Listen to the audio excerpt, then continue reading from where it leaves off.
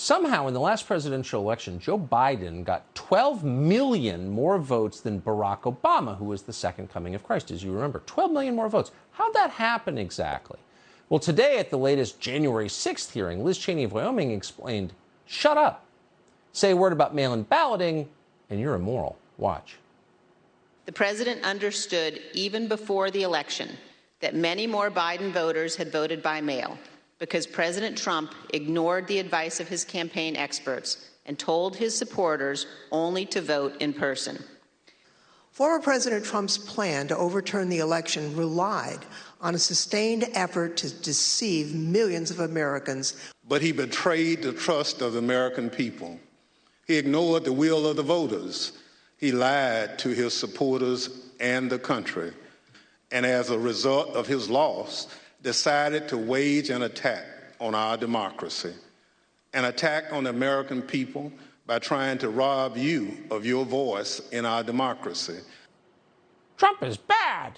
Thanks, Mom. New message from the Democratic Party. But what's the answer? Reassure us that the last election was on the level. No, this show trial is not reassuring anyone. This whole effort, of course, is an attempt to punish anybody who challenges the reigning orthodoxy.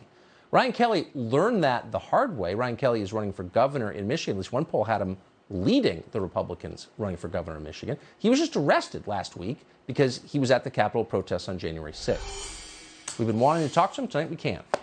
Mr. Kelley, thanks so much for coming on. So just to get the factual stuff right out, did you commit a crime on January 6th?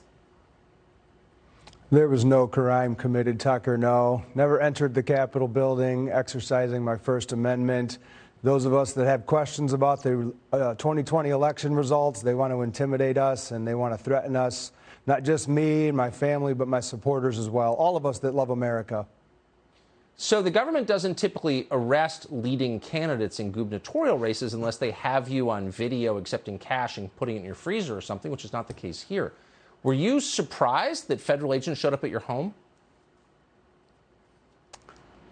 It was definitely a surprise. I think that it's a narrative that the Democrats have been pushing because of their failed policies in regard to energy, in regard to all of the things that matter to Americans. And we see this continued left-wing agenda being pushed, and this January 6th committee, I think a lot of Americans see right through this, Tucker. They understand what the Democrats are up to, and it's not a big deal to them. They want to know what the government is going to do to actually do the things that are affecting their day-to-day life to bring solutions to our state and to our country.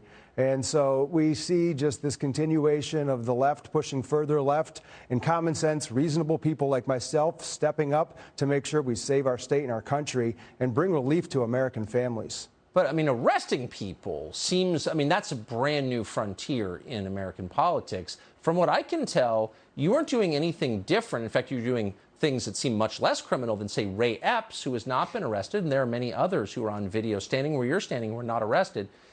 Do you think there was a political motive here in arresting you as a candidate? Absolutely a political motive. Just 12 hours before I was arrested, Joe Biden was on Jimmy Kimmel saying that he's going to arrest his political opponents. There's no coincidence in the timing of this, Tucker. It's right in alignment with all of this political theater that the Democrats are pushing with their J6 committee, and there's no coincidence here. And, you know, like you said, some of the polls are showing that I'm winning. The support has been tremendous. We see new polls now where my lead has grown substantially, and I take that as a sign of, you know, gratitude to my supporters for all of the things that they've stepped up and helped with, and just a reason for me to work twice as hard, get my message out there so I can serve the great people of Michigan as our next governor. So you're running. Bold. Godspeed. I'm running, yes, sir. Amen. Ryan Kelley, thank you. We're moving forward. We intend to win on January, oh, we still there? Yep.